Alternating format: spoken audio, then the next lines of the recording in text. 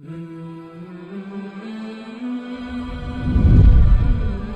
اللہ الرحمن الرحیم۔ شروع کرتی ہوں اللہ تعالیٰ کے نام سے جو بڑا مہربان نہایت رحم والا ہے۔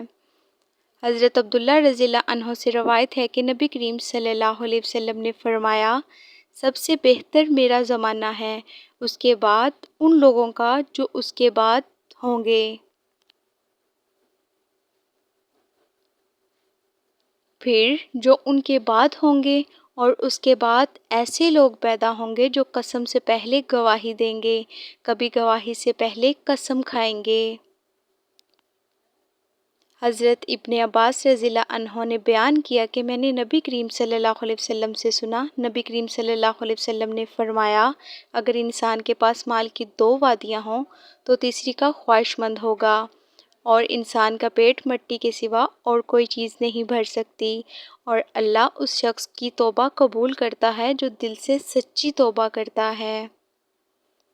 اللہ تعالیٰ ہم سب کو توبہ کرنے کی توفیق عطا فرمائے، آمین۔ مزید احادیث سننے کے لیے چینل کو سبسکرائب کر لیں۔ جزاک اللہ۔